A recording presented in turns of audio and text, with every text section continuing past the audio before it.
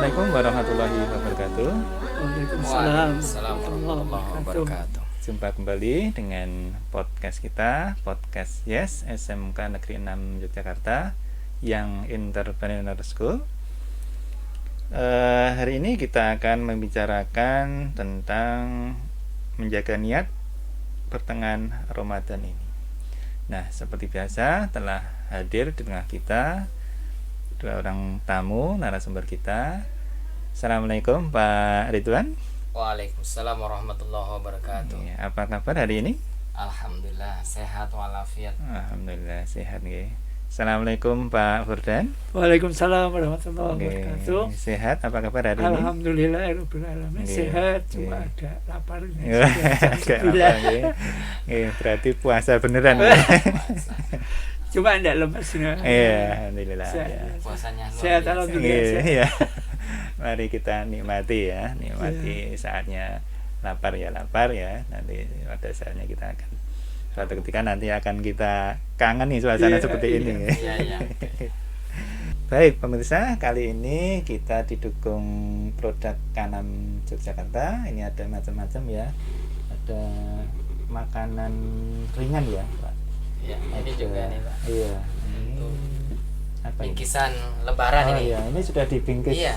Khusus. Ekrol nih Pak, Ada ekrol, ada apa ini? Sus kering ya. Ini ada choco chip. Iya, coba. Ada kastengel. Nah, ini produk Kanam yang sudah dikemas khusus menyambut bulan Ramadan. Kalau ini belum ada ininya Pak. Kayaknya ini istimewa. Oh, ya. istimewa. Sangat tepat untuk persiapan lebaran. Nah, monggo produk-produk ini bisa dipesan di SMK Negeri 6 Yogyakarta, bisa melalui Instagram, bisa melalui telepon, media sosial yang lain. SMK Negeri 6 siap melayani kebutuhan lebaran Anda, khususnya kebutuhan makanan. Monggo diorder, dipesan, tentu akan sangat memuaskan. Baik, Pak Furdan, Pak Ridwan, kita hari ini akan membahas tentang persiapan pertengahan Ramadan ini, apa yang perlu kita siapkan, kita sikapi sehingga nanti kita keluar dari Ramadan ini sukses menjadi insan yang bertakwa, insan yang meningkat ketakwaan. Nah, mungkin bisa kita mulai dulu dengan apa ya, pertanyaan pertama atau pengertian pertama dulu. Sebenarnya perintah puasa Ramadan itu di mana atau dasar hukumnya kita melaksanakan puasa Ramadan itu apa, atau di dalam Al-Quran pada surat apa Pak? Oke, terima kasih Pak Anggoro. Berkaitan dengan puasa yang kita akan bahas di sini, tentang menjaga niat supaya bisa sukses, bisa sempurna puasanya di bulan Ramadan. Nah, sebelum itu kita pelajari dulu atau kita bahas dulu berkaitan dengan dasar hukum berpuasa Ramadan. Diwajibkannya puasa Ramadan itu tahun kedua Hijriah. Kemudian nanti hukumnya itu fardu ain ya. Fardu ain alias wajib terdapat di dalam surah Al-Baqarah ayat 183 sampai 184 yang kita sudah kenal bersama, bahkan mungkin sudah pada hafal semua. Iya. Adapun hadis Nabi Muhammad SAW itu juga mengkaitkan bahwa diwajibkannya puasa itu karena di dalam beberapa hadis Nabi mengatakan bahwa Nabi SAW itu menyampaikan bahwa Islam itu ditegakkan di atas 5 dasar. Yang pertama ada bersaksi kepada Allah Subhanahu wa taala, asyhadu an la ilaha illallah wa asyhadu anna Muhammadar Rasulullah. Kemudian diwajibkannya sholat 5 waktu, kemudian bayar zakat, dan mewajibkan haji, dan yang paling yang ditekankan di sini adalah puasa Ramadan. Nah, itu mungkin seperti itu. Kalau ada tambahan dari Pak Furdan, monggo Pak Furdan. Monggo Pak. Yang perlu kita ketahui dan garis bawahi bahwa kita berpuasa itu tujuan utamanya meningkatkan ketaatan kita kepada Allah, atau yang kita kenal dengan la'allakum tattaqun. Itu yang harus kita senantiasa pedomani, bahwa semakin kita berpuasa harusnya semakin menjadikan kita ketaatannya kepada Allah makin meningkat. Itu mungkin yang harus kita dasari pertama kali dulu. Gitu Pak Guru. Jadi otomatis terjawab nggih pertanyaan kita yang kedua tadi. Tujuan berpuasa itu la'allakum tattaqun ya, menjadikan iman-iman yang Tujuan akhirnya nggih menjadikan insan-insan yang beriman bertakwa. Nggih. Tapi Baik. sebelumnya masih ada Pak Anggoro, Iya. kalau kita pingin apa istilahnya itu memberikan tahapan yang kira-kira itu bisa memasuki yang namanya takwa. Karena di dalam puasa sendiri itu kan ada nilai-nilai yang harus ada di situ, misalnya bersyukur atas nikmat yang diberikan oleh Allah Subhanahu wa taala. Kemudian ada keinginan bahwa ketika kita berpuasa itu terbebas dari dosa-dosa yang kita lakukan, ya pastinya diampuni oleh Allah Subhanahu wa taala, karena harus berdasarkan dengan keyakinan melakukan bulan puasa Ramadan dengan niat bahwa satu, karena ingin mendapatkan ketakwaan kepada Allah Subhanahu wa taala, nilai-nilai yang lain misalnya tadi bersyukur, kemudian diampuni dosa-dosanya, kemudian semakin dekat dengan Allah ya. Yang lainnya itu dalam mendekatkan diri dan menjauhkan dari perbuatan-perbuatan maksiat. Nah, nanti kita akan kembangkan lagi ketika masih ada hal-hal yang ingin kita bahas. Baik, ya tentu saja ada juga nilai sosialnya juga ya Pak ya. Iya, Di dalam kegiatan Ramadan ada kegiatan Disiplin takjilan, ada. kemudian ada yang semua itu membawa membawa berkah yang lebih besar ya, tidak hanya mungkin tidak hanya bagi umat Islam ya Pak, dan mungkin dari segi ekonomi mungkin dari yang umat pada yang lain. prinsipnya kalau syariah Islam itu kan dipakai untuk seluruh alam semesta ya. Rahmatan lil Karena Nabi alamin. Muhammad diutus pun untuk kesejahteraan alam semesta. Bahwa arsalnaka ila rahmatan lil alamin. Pasti apapun yang diperintahkan Allah, yang diarah Allah itu pasti membawa kemanfaatan bagi siapa saja. Cuma pandai-pandai kita aja mengambil hikmah dari setiap perintah. Jadi justru yang paling penting ketaatan tadi. Semakin taat, insya Allah kita akan semakin banyak hikmahnya. Baik. Kita lanjutkan menuju pertanyaan berikutnya, pertanyaan ketiga. Kalau kita mengerjakan sesuatu ya tentu ada hasilnya, ada tandanya, ada indikatornya ya. Nah, kemudian menurut Pak Ridwan apa Pak indikator puasa yang berhasil, yang sukses itu yang seperti apa? Apa yang ketika di tengah hari orangnya dalam keadaan lemas, dalam keadaan pucat gitu ya. Atau ada indikator apa selain fisik, apa rohaninya seperti apa, mungkin bisa dijelaskan ya.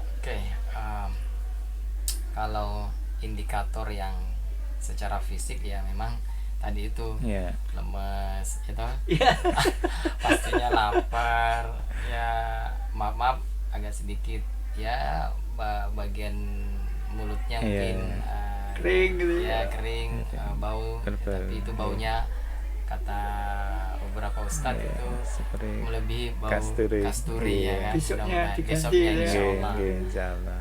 Kalau saya ingin memberikan semacam penjelasan berkaitan dengan indikatornya ya, saya pastinya melihat beberapa contoh teman atau ya termasuk samping saya ini, beliau ini istiqomah. Pastinya kita bisa lihat dari mulai Ramadan sampai nanti keluar Ramadan itu kita lihat nih secara ibadahnya istiqomah apa enggak itu berarti yang pertama itu. Yang kedua adalah adanya bertambahnya kebaikan yang dilakukan, tidak hanya semacam rutinitas tapi ada ada tambahan-tambahan yang kira-kira yang bisa memotivasi lagi supaya lebih dekat dengan Allah Subhanahu wa taala. Misalnya nih ya, kita ngambil yang sedang-sedang aja deh. Sebelum Ramadan itu jarang baca Al-Qur'an. Tapi di dalam Ramadan, wah kencang, bagus. Setelah mendapatkan hikmah banyak di bulan Ramadan, ternyata di luar Ramadan malah tambah. Itu bagi saya luar biasa itu peningkatan nilai-nilai Ramadannya. Ya. Kemudian mungkin maaf agak pelit ya, agak pelit di dalam kegiatan sosialnya di luar Ramadan. Ketika masuk Ramadan, wow keren, bahkan mungkin melebihi orang-orang yang sebelum-sebelumnya. Ternyata lompatannya luar biasa. Ketika keluar dari Ramadan, malah insya Allah tetap menjaga tambah banyak lagi. Dermawan, hijrahnya luar biasa, bahkan membantu ustadz-ustadz untuk mensiarkan Islam. Hijrahnya itu sudah bagi saya totalitas. Alhamdulillah ada banyak teman-teman yang saya dapatkan itu dari kalangan kita yang sering berjamaah di masjid itu. Saya support dan saya sangat senang kalau ada kalangan-kalangan orang Islam yang memang benar-benar punya nilai-nilai yang diambil dari bulan Ramadan. Dan itu mungkin dari saya bisa ditambahkan nanti. Ya, kalau menurut beberapa yang kita tahu, yang pertama ibadah puasa itu kan sebenarnya ibadah sir ya, ibadah rahasia. Tidak ada yang tahu kita puasa. Kalau misalkan sholat itu kita tahu dari fisiknya. Kelihatan kalau gerakannya. Puasa paling hanya tahu dari lemah fisik seperti itu pun kalau memang orangnya kuat mungkin tidak kelihatan ya. Maka ibadah puasa itu kan kata Allah yang akan memberi pahalanya hanya Allah ya. Kita tidak tahu, tidak dijanjikan pahalanya kayak apa. Allah mengatakan wa ana ajzibi, dan aku sendiri yang akan memberikan pahalanya. Sehingga kalau sholat pahalanya jelas, haji juga gitu. Nah puasa ini pahalanya masih dirahasiakan karena sekehendak Allah mau dikasih berapa pahalanya atau dikasih apa gitu ya. Sehingga kesuksesannya pun kadang kita tidak bisa mengukur kecuali kita sendiri ya. Cuma Nabi mengatakan bahwa kalau kita puasa tuh tingkatannya harusnya makin hari makin baik. Sehingga ada yang tingkatannya, kalau kita tahu misalkan Nabi mengatakan awaluhu rahmah wa ausatuhu magfirah wa akhiruhu itqum minan. Harusnya ketika kita di awal-awal Ramadan itu memang Ramadan itu penuh rahmah, semuanya kebaikan ya. Tapi ketika meningkat 10 hari yang kedua harusnya bisa menjadikan kita seperti Pak Ridwan tadi, menjaga kemaksiatan, menjaga yang tidak baik, sehingga itu bisa mengampunkan dosa-dosa kita. Maka dinamakan peningkatan. Sehingga jadi hura-hura misalkan 10 hari pertama yang ditahan hanya lapar dan gajah gitu, nanti 10 hari yang kedua harusnya yang ditahan yang semua menyebabkan dosa-dosa itu ditahan, mulai dari lisan, mata, hati gitu ya. Itu namanya pengampunan ya. Kemudian pada tingkatan yang terakhir, 10 hari yang terakhir kan itqum minanar, itu menjamin kita dijauhkan dari api. Nah itu tingkatan yang paling kita idam-idamkan, itu tujuannya. Karena setiap orang yang takwa itu kan kedudukannya paling mulia. Kedudukan paling mulia ya nanti ketika kita sudah masuk dalam surga tentu saja. Mungkin gitu Pak. Jadi kriterianya itu jelas. Kalau kita 10 hari yang pertama ya enggak apa-apa lah, masih hura-hura. Karena memang penuh rahmah gitu ya Pak. 10 hari yang kedua harus sudah bisa meningkatkan puasanya. Konsistensinya ya. Nah, betul. Seperti tadi meningkatkan. Intinya supaya dosa-dosa kita terhapus ya. Nah, yang ketiga membebaskan kita dari api neraka gitu Pak. Mungkin bisa saya ambil kesimpulannya ya. Intinya tadi seperti yang dikatakan Pak Ridwan, konsisten ya, amal baiknya konsisten. Kemudian kalau dari Pak Burdan meningkat ya, selain konsisten justru meningkat ya. Tapi begini Pak, faktanya ya, mungkin saya temukan di beberapa masjid di lapangan ya, itu ketika awal Ramadan itu masjid-masjid penuh gitu.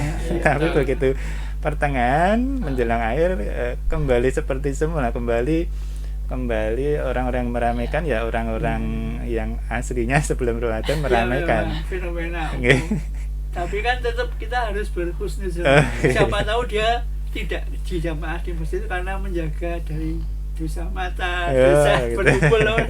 Kadang-kadang kita berkumpul tuh niatnya menambah pahala, justru bisa juga menambah dosa. Itu ya Pak. Kalau itu pendapat beliau ya, itulah hebatnya Pak Burdan itu selalu menyampaikan apa ya istilahnya menjaga lisan kita supaya kita berpikir positif kepada teman, husnuzon ya. Itulah hebatnya beliau untuk mengikat kita sebagai teman sahabatnya di antara beliau-beliau. Nah, secara faktanya memang Pak Fuldan dan Pak Anggoro bahwa ini perlu dikaji oleh umat Islam secara keseluruhan, bukan cuma kita saja di sini yang bicarakan bahwa bagaimana sih proses niat kita mau masuki bulan Ramadan itu. Artinya apa? Yang mengatakan individu kita sendiri personalnya, bukan mau dinilai oleh jamaah yang lain gitu loh. Nah, kalau misalnya sudah ada niatan mau masuk bulan Ramadan untuk menguatkan iman dan ketakwaan kepada Allah Subhanahu wa taala, saya yakin dimanapun dia akan sholat, dimanapun dia akan melaksanakan yang namanya sholat tarawih, puasa dan segala macamnya. Karena rasa takut itu kan memang antara Allah dengan individunya ya. Tidak bisa kita membahasakan dengan logika-logika. Oh, saya takut di depannya si A, saya takut di depannya si ini karena saya nanti nggak enak kalau misalnya nggak puasa. Itu udah keluar dari niat yang lurus. Makanya kalau faktanya Pak Anggoro ngelihat jamaahnya seperti itu, memang realitas di mana-mana pun seperti itu. Nah, kita nih sebagai orang yang punya ilmu minimal lah ya, kita mencoba untuk mencontohkan. Kalau saya pribadi mencontohkan, jangan sampai terpengaruh dengan pengaruh-pengaruh. Saya sering mengatakan bahwa pengaruh globalisasi ya, baik itu ada pengaruh yang program-program di luar sana, program-programnya di sana kencang loh Pak ya. Di luar sana ada, kalau sekarang kan mall sudah buka, apa namanya, tempat-tempat kuliner buka, alasannya katanya buber ya, tapi sholatnya bubar ya kan, tarawihnya bubar. Nah ini kan tidak sinkron dengan apa yang sudah diniatkan untuk puasa, kemudian dia buka puasa bersama temannya, tapi dilihat disorot oleh banyak teman-teman bahwa ternyata tidak melaksanakan sholat. Mungkin begitu tambahan saya ya. Menurut saya kok kita juga harus optimis ya. Sekarang kita di samping pertama tadi menjelang 10 hari kedua, ketiga kan jamaahnya berkurang. Tapi juga kita lihat fenomena sekarang ada yang jamaah tarawihnya malam hari sudah mulai banyak ya. Kemudian ada orang yang berpendapat, wah saya kok lebih seret kalau misalkan nanti tarawihnya saya sendirian juga gitu. Saya kalau kita lihat riwayatnya Nabi pun, Nabi sholat tarawih itu hanya 1 hari kedua, ketiga, kemudian habis itu dia di rumah tidak jamaah. Nah, siapa tahu dia pakai dasar itu. Ya, sekarang kita sudah mulai membiasakan seperti itu. Jadi kita alhamdulillah, dan itu sudah terbukti. Di samping memang ada yang tergoda seperti tadi, tapi juga ada yang memang betul-betul justru malah meningkatkannya di luar jamaah. Ini yang perlu kita jaga itu justru malah saat itu maksudnya. Nah, kenapa kita 10 hari yang kedua harus menjaga niat ketika memasuki 10 hari yang kedua itu Pak Rizwan. Bahkan ada kisah nih ya Pak. Jadi namanya itu Imam Malik itu suatu ketika mengajar murid-muridnya itu ada rombongan datang di Madinah. Rombongan itu membawa gajah mungkin. Waktu itu mungkin gajah belum begitu banyak yang tahu gitu.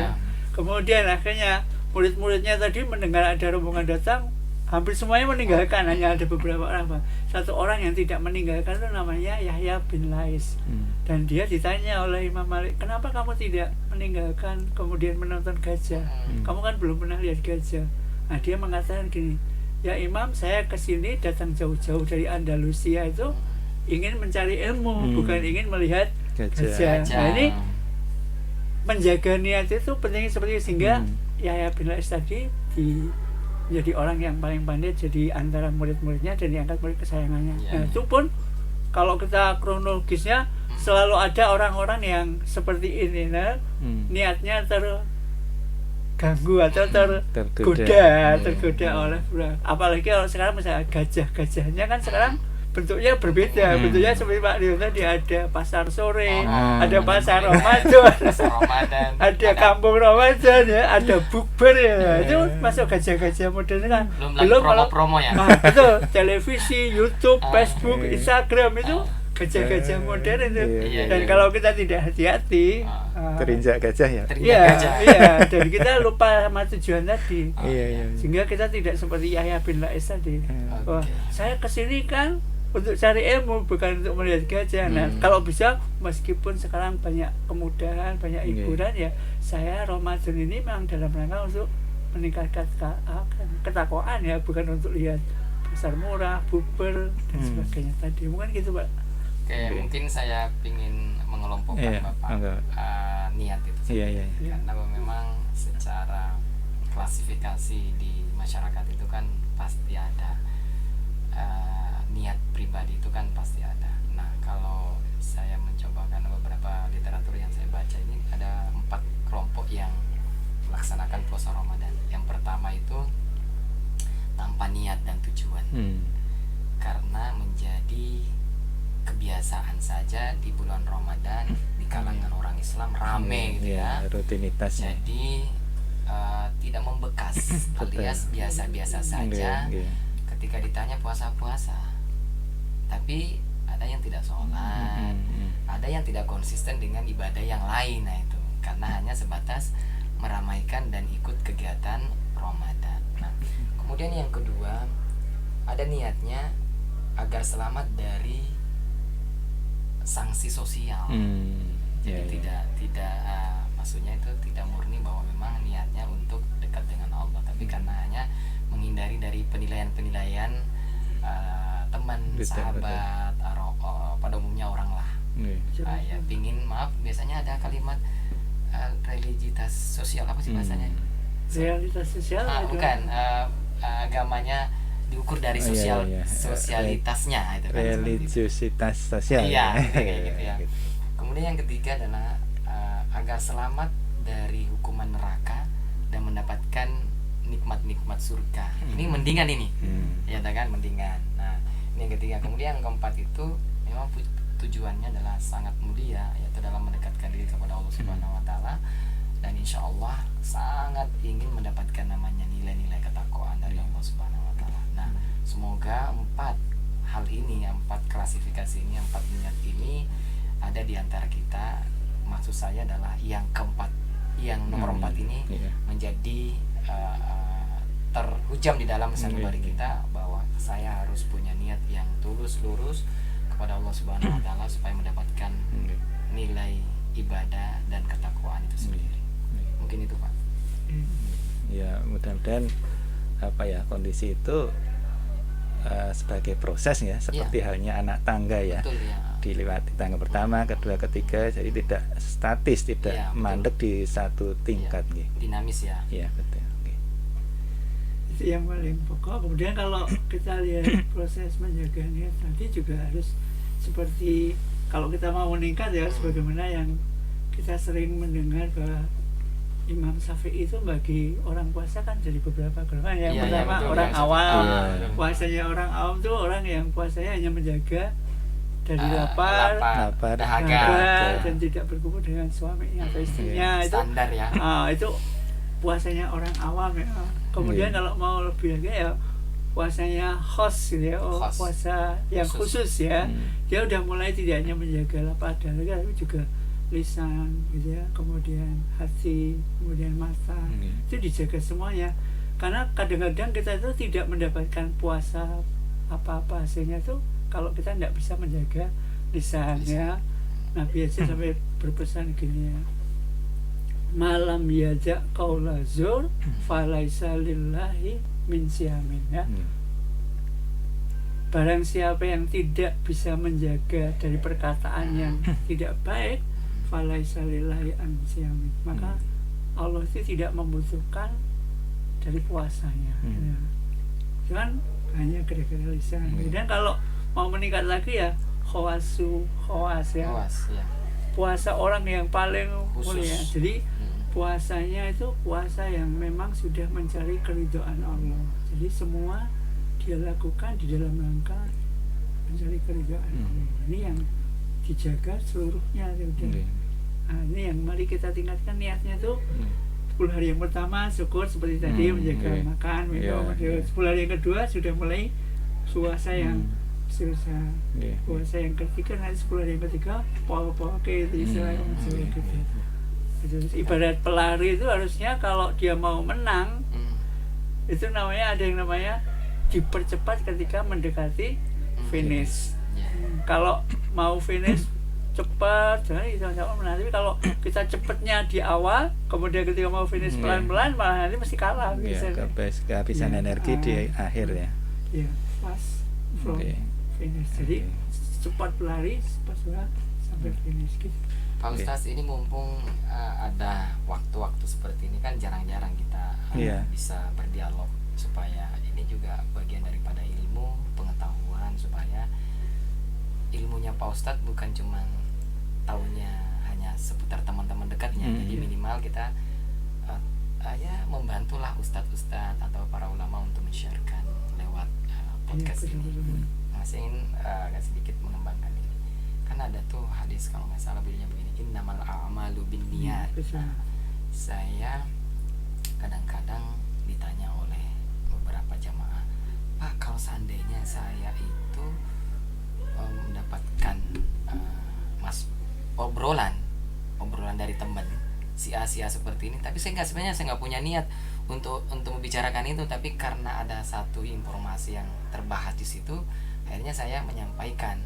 Nah, tergantung dari judul tergantung judul pembicaraan itu apakah mengarah ke negatif atau positif. Nah, yang dimaksud innamal a'malu binniyat di situ apakah tergantung dari kitanya meniatkan, atau walaupun tidak diniatkan tapi sudah teraplikasi dalam kita ghibah atau enggak? Iya betul ya, itu masuk ghibah. Iya, Ustaz. Kalau menurut saya ya, misalkan kita diajak untuk membicarakan seseorang ya, kalau memang itu dalam keadaan puasa, kan Nabi mengajarkan kita suruh mengatakan ini soimun ya, saya sedang berpuasa gitu ya. Cuma kalau misalkan teman kita itu melalui istilah posisi itu curhat misalkan, curhat itu termasuk masalahnya dengan orang lain.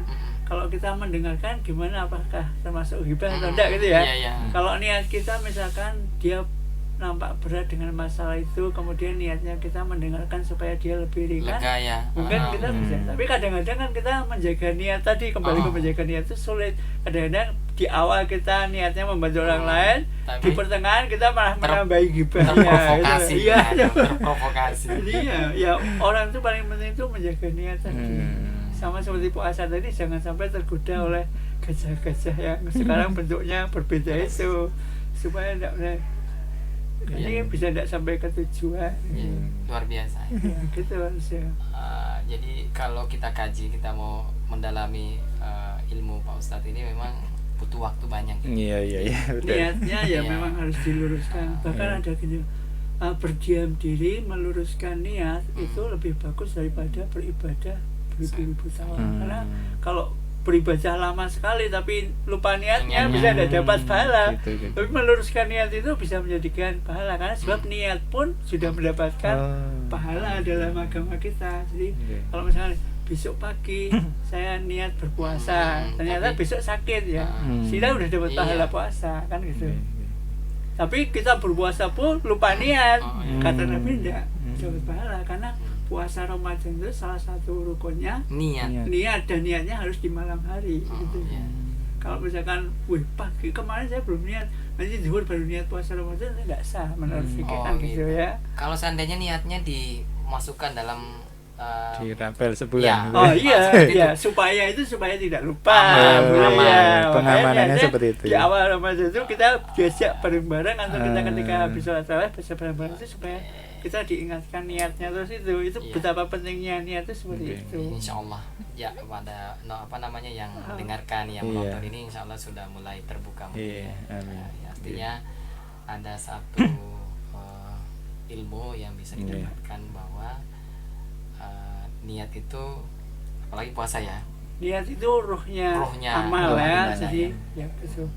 Jadi kalau kita lupa ruhnya itu seolah-olah ya jasad nggak ada ruhnya, ya nggak ada gunanya. Meskipun cantik sekali, kalau mati kan nggak ada yang mau gitu. Kayak jadi, zombie itu ya. Mayat hidup. Iya, jadi apapun, bukan hanya pada puasa sebenarnya, dalam setiap amal itu mari kita luruskan niat. Niatnya mau apa? Itu yang akan menjadikan amal itu bernilai ibadah atau tidak. Itu ternyata penting ya, dan sesuai dengan tema yang kita angkat ya, meluruskan Iya. iman, meluruskan Meluruskan niat, menjaga niat itu ya, karena apa ya, di tengah jalan niat bisa berubah, niat bisa lupa, Iya, betul. niat bisa bergeser gitu. Iya. Maka perlu di setel, perlu di Iya. tuning setiap waktu Iya, iya. gitu. Itu karena pentingnya niat di situ. Iya. Jangankan ibadah ya, misalkan kita mau ke Malioboro, Iya. niatnya gitu ya, Iya. di tengah jalan ada hiburan, Iya. kita minggu Hmm. kan tidak sampai di Malioboro. Iya, iya, betul, Ya betul. itu, apalagi ibadah ya. Iya, iya. Ya. Baik, tadi saya agak apa ya, ada timbul pertanyaan tersendiri lanjutan tadi dari obrolan kita tentang ghibah tadi. Nah, kadang-kadang kita itu dalam majelis ilmu atau sehabis sholat, kemudian istirahat, kemudian ada waktu luang, itu kemudian tidak terasa ya, kita umumnya orang bersosialisasi, makhluk sosial itu kan berkomunikasi Iya, nih. iya, iya. Mungkin awalnya di ujung cerita itu membahas hal yang baik, yang manfaat ya, tapi kenapa tidak tahu dari pintu mana, tahu-tahu terseret menjadi membicarakan orang, lama-lama menjadi membicarakan yang jelek, dan itu malah jadi seru. Itu Iya, gimana? itu makanya ada istilah Iya. lidah tak bertulang Ya, kan betul, mudah betul. belak-belok. Oh, oke. Sebenarnya gitu lah, Iya. tidak bertulang itu ya lemes mau Iya. diajak kemana. Yang paling sulit ya menjaga niatnya tadi. Misalkan kita ngobrol-ngobrol ya, Iya. kalau niatnya ngobrol melepas penat, itu Iya. saya pikir bisa kita bernilai ibadah kalau niatnya kita Iya. seperti dia refreshing dan Iya. sebagainya. Tapi kalau niatnya udah mulai gibah ngerasa nih Iya. itu ya itu Iya. harus dijaga. Ketika mau ke sana ya kita bilang ini soimun mungkin. Iya. Atau mungkin kalau sudah terlanjur gimana? Ada nggak apa ya, Ya, seperti paling tua ya astagfirullah ya Pak. Astagfirullah. Memang iya. Iya. Ya, betul. Ya betul Pak Anggoro, itu memang satu hal yang menurut Manusiawi. saya, Iya. manusiawi itu memang sulit. Iya. Sulit dalam artian bukan berarti menyerah ya. Iya, betul. Tapi bagaimana caranya kita punya tahapan-tahapan. Contoh aja deh, mohon maaf saya agak sedikit membahas yang agak pribadi mungkin seperti Iya. itu. Puasa Senin Kamis. Kita itu kan sebetulnya melatih di setiap minggunya ada Iya, puasa betul. Senin Kamis Iya. supaya kontrol diri Iya, itu iya. namanya mujahadah nafs itu dalam Iya. bahasa Arabnya seperti itu. Jadi minimal yang mau ke kita ini membicarakan hal-hal negatif, dia taunya kalau kita puasa ya udah ngerem. Atau kita yang menjaga betul, wah ini saya lagi puasa nih, masa harus kumpul lagi seperti itu. Jadi Senin Kamis itu memang dalam satu minggu ada tahapan-tahapan untuk mujadahan nafs itu. Nah, dalam satu bulannya juga ada itu pertengahan bulan itu ada Iya, ya. iya. Yaumul Bid, nah Iya, itu iya. luar biasa. Nah, yang kedua Pak, memang kalau terbiasa berkumpul dengan Iya. orang-orang maaf soleh atau soleha itu terbawa insya Allah. Yang saya yakin secara pribadi gitu loh. Walaupun memang kadang-kadang kita kontrolnya lepas, tapi tidak terlalu Iya, jauh. Kita seperti tadi yang disampaikan oleh Pak Ustadz bahwa istighfar, supaya dengan nilai istighfar itu hari ini pikiran kita agak sedikit labil, tapi kita akan menguatkan lagi. Ya Allah, tadi saya salah nih, astagfirullah ya. Minimal ada itu di situ. Iya. Tapi kalau tidak ada istighfarnya, Iya. tidak ada proses tahapannya, akhirnya udah. Makanya kan kalau di bulan Ramadan ini penuh kan kita Iya, ada iya. ngajinya, ada zikirnya, ada sholat sunnahnya dan segala macam. Iya, Itu iya. luar biasa. Nah, memang tidak perlu dibiarkan was-was setan itu masuk untuk Iya. merusak ibadah Iya. kita, karena itu kalau perlu programnya penuh Iya. ibadah itu, terutama zikirnya itu juga. Iya. Kayak gitu mungkin Iya. dari saya. Iya, mungkin kalau bisa kita ambil apa ya, hikmahnya, ambil intinya. Jadi istighfar tadi sekaligus cara mengembalikan niat Iya. ke semula ya, Pak. Tersadarkanlah Iya, bahasanya. iya, iya. Baik. Pertanyaan berikutnya, pertanyaan kelima. Nah, nanti setelah kita berakhir Ramadan kita itu, supaya Ramadan itu kita tutup dengan sempurna itu bagaimana? Mungkin Pak Ritan bisa punya tips atau cara triknya gimana? Ya, mudah-mudahan Allah Subhanahu Wa Taala memberikan umur sehat, Amin. Ya. iman dan Islam yang Amin. kuat, Ya. supaya nilai-nilai Ramadan itu bisa terimplementasi di dalam 11 bulan ke depan. Ya. Karena itu yang harus menjadi bagian daripada proses Ramadan ini.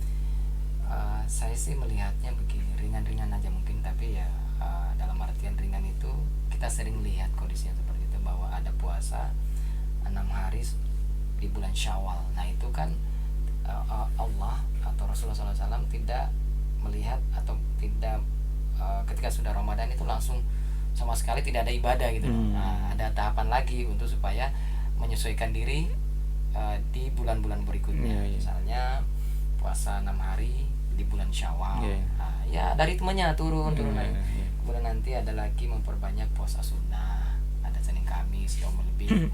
Kemudian menjaga sholat jamaah tepat waktu dan segala macamnya, berinfak, bersedekah, tetap jalan, kemudian membaca Al-Quran, dan yang paling penting adalah yaitu tadi, bahwa sosialnya ini harus tetap terjaga, seperti yang disampaikan bahwa lisan itu memang kadang-kadang merusak amal ibadah yang lain. Makanya tetap hubungan sosial kita kepada teman-teman, kepada sahabat, kepada orang lain tetap terjaga, supaya nilai-nilai Ramadan ini betul-betul bukan memperlihatkan ya, tapi bagaimana caranya ini menjadikan bahwa bulan Ramadan ini sukses dalam diri kita, supaya ke depan di bulan-bulan berikutnya bisa menjadi momen-momen yang pas, supaya kita bisa menyempurnakan ya nilai-nilai mulai bulan Ramadan terus kembali lagi ke bulan Ramadan berikutnya. Mudah-mudahan seperti itu. Itu mungkin dari saya, Pak Guru. Kalau menurut Pak Furdan? Ya, kalau kita kembali ke Al-Quran ya, ketika kita mau mengakhiri bulan Ramadan, Allah mengatakan ini, walitukmilul izzata walitukabirullaha ala ma hazakum wala'alakum tashkurun, dan cukupkanlah atau genapkanlah hitungan berpuasa kita. Untuk tahun ini kan kita mulainya mungkin ada yang berbeda ya. Yang puasa Ramadan itu kalau menurut tahun Hijriah, kalau tidak 29 hari 30. Ya 30 hari, itu minimal 29, minimal 30 hari. Meskipun kita berbeda awalnya, insya Allah untuk tahun ini menurut perhitungan hisab sama ru'yat bisa sama nanti. Yang kemarin mulai tanggal 3 nanti akan berakhir tanggal 2 juga. Kalau tidak, nanti tergantung sidang isbatnya tapi tetap ya. Tapi kalau menurut perhitungan hisab insya Allah akan sama. Jadi yang kemarin tanggal 3 mulai berarti hanya 29 hari, yang mulai tanggal 2 berarti 30 hari. Itu kita namanya menyempurnakan hitungan puasa. Yang kedua, walitukabirullaha ala ma. Kita harus selalu mengagung-agungkan nama Allah, sehingga ketika akhir-akhir kita selalu banyak bertakbir ya. Sehingga ketika malam lebaran kita takbiran. Itu merupakan satu syiar kita ya, untuk mengakhiri bulan Ramadan. Dan yang paling terakhir menyempurnakannya adalah Nabi mengatakan untuk membayar zakat. Zakat fitrah, zakat mal, kalau mungkin dalam 1 tahun kita mau menghitung mal, biasanya karena sebenarnya zakat mal bisa dibayarkan kapan saja, tapi orang cenderung membayarkannya di saat Ramadan karena pahalanya lebih banyak. Ngejar event. Yang wajib sebenarnya adalah zakat fitrah, itu zakat pribadi, zakat untuk jiwa. Itu yang kita sudah tahu, itu yang menjadi penyempurna puasa kita. Sedangkan Pak Ridwan tadi mengatakan puasa Syawal dan sebagainya itu supaya kita mendawamkan amal itu bagus sekali ya. Tapi menyempurnakannya ya dengan amal-amal yang sudah disunahkan oleh Rasul itu. Ya, menyempurnakan, melengkapi hitungan puasanya, jangan sampai ada yang lubang-lubang seperti Pak Ridwan tadi. Itu namanya menyempurnakan ibadah puasa, kemudian mengagung-agungkan nama Allah, dan terakhir menyempurnakannya dengan zakat fitrah. Itu yang cara kita menutup puasa yang paling bagus. Gitu Pak.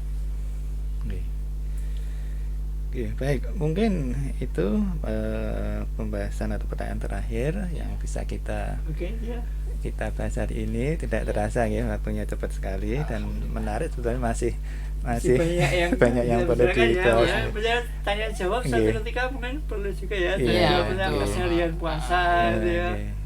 Dan kadang ada audiensinya memang. Kemarin kita ditanya oleh ibu-ibu waktu di perpustakaan, Pak, ini khusus dewasa ya. Oh, Ini gitu. mungkin anak-anak jangan misalkan nanti diseleksi ya. Pak, kalau puasa tengah hari boleh enggak kita tiduran sama suami gitu. Oh, haram atau enggak gitu.